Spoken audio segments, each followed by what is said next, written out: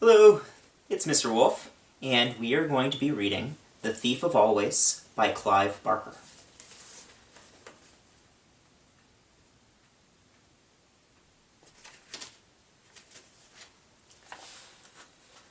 Chapter 1, Harvey Half Devoured. The great grey beast February had eaten Harvey Swick alive. Here he was, buried in the belly of that smothering month, wondering if he would ever find his way out through the cold coils that lay between here and Easter. He didn't think much of his chances. More than likely he'd become so bored as the hours crawled by that one day he'd simply forget to breathe. Then maybe people would get to wondering why such a fine young lad had perished in his prime. It would become a celebrated mystery which wouldn't be solved until some great detective decided to recreate a day in Harvey's life. Then, and only then, would the grim truth be discovered. The detective would first follow Harvey's route to school every morning, trekking through the dismal streets. Then he'd sit at Harvey's desk and listen to the pitiful drone of the history teacher and the science teacher and wonder how the heroic boy had managed to keep his eyes open. And finally, as the wasted day dwindled to dusk, he traced the homeward trek, and as he set foot on the step from which he departed that morning, and people asked him, as they would, why such a sweet soul as Harvey had died, he would shake his head and say, "Oh, it's very simple." "Oh," the curious crowd would say, "do tell." And, brushing away a tear, the detective would reply, Harvey Swick was eaten by the great grey beast, February. It was a monstrous month, that was for sure. A dire and dreary month. The pleasures of Christmas, both sharp and sweet, were already dimming in Harvey's memory, and the promise of summer was so remote as to be mythical. There'd be a spring break, of course, but how far off was that? 5 weeks? 6? Mathematics wasn't his strong point, so he didn't irritate himself further by attempting and failing to calculate the days. He simply knew that long before the sun came to save him, he would have withered away in the belly of the beast. "You shouldn't waste your time sitting up here," his mother said, when she came in and found him watching the raindrops chase each other down the glass of his bedroom window. "I've got nothing better to do," Harvey said without looking around. "Well then, you can make yourself useful," his mother said. Harvey shuddered. Useful. That was another word for hard labor. He sprang up, marshalling his excuses. He hadn't done this, he hadn't done that.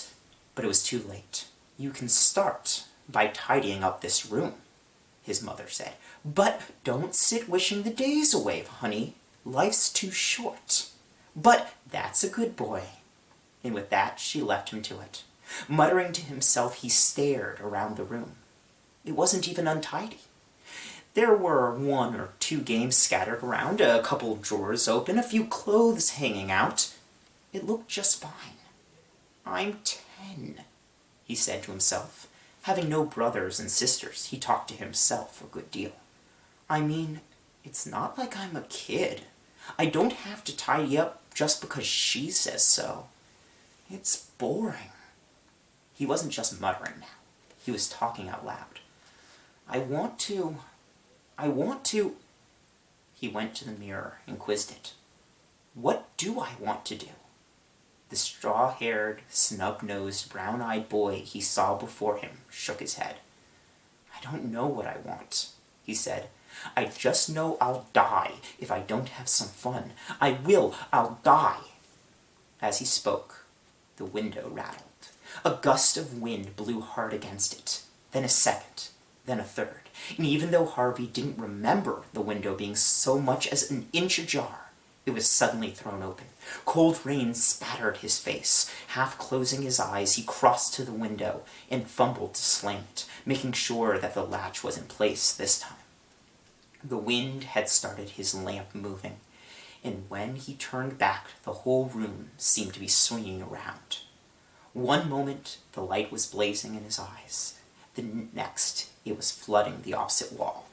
But in between the blaze and the flood, it lit the middle of his room.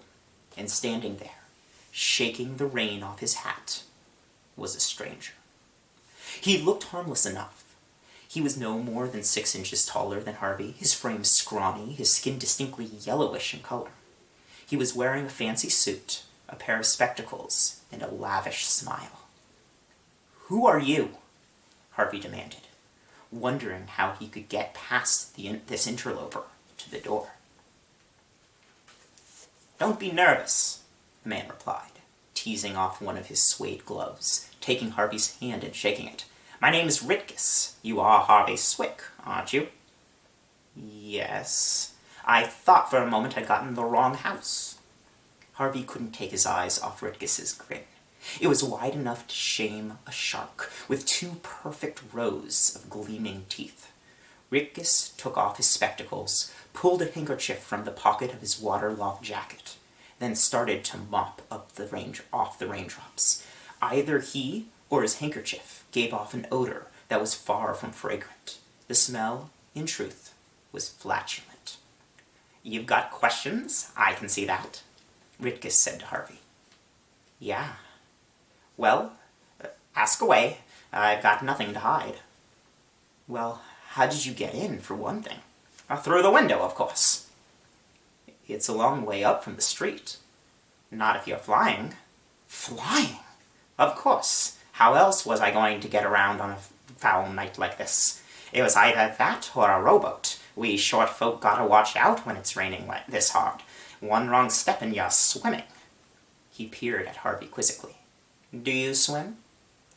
"In the summer, sometimes," Harvey replied, wanting to get back to the business of flying. But Ritkus took the conversation in another direction entirely. "On nights like this," he said, "doesn't it seem like there'll never be another summer?" "It sure does," said Harvey. "You know I heard you sighing a mile off. I said to myself, there's a kid who needs a vacation." He consulted his watch. "If you've got time, that is." "The time?" "For a trip, boy. For a trip. You need an adventure, young Swick. Somewhere out of this world." "How'd you hear me sighing when you were a mile away?" Harvey wanted to know. "Why should you care? I heard you. That's all that matters." "Is it magic of some kind?" "Maybe." "Why won't you tell me?" Ritkus gave Harvey a beady stare. "I think you're too inquisitive for your own good, that's why," he said, his smile decaying a little. "If you don't want help, that's fine by me." He made a move toward the window. The wind was still gusting against the glass, as though eager to come back in and carry its passenger away. "Wait!" Harvey said. "For what?" "I'm sorry, I won't ask any more questions." Ritkus halted, his hand on the latch. "No more questions, eh?" "I promise. I told you, I'm sorry." So you did. Ritkus peered out at the rain. "I know a place where the days are always sunny," he said, "and the nights are full of wonders." "Could you take me there?" We said no questions, boy. We agreed." "Oh, yeah. I'm sorry." "Being the forgiving sort, I'll forget you spoke, and I'll tell you this. If you want me to inquire on your behalf, I'll see if they've got a room for another guest." "I'd like that." "I'm not guaranteeing anything," Ritkus said, opening the latch. "I understand." The wind gusted suddenly and blew the window wide. The light began to swing wildly. "Watch for me!" Ritkus yelled above the din of the rain and wind. Harvey started to ask if he'd be coming back soon, but stopped himself just in the nick of time. "No questions, boy," Ritkus said, and as he spoke the wind seemed to fill up his coat. It rose around him like a black balloon, and he was suddenly swept out over the windowsill. "Questions rot the mind," he hollered as he went. Keep your mouth shut, and we'll see what comes your way." And with that, the wind carried him off, the balloon of his coat rising like a black moon against the sky.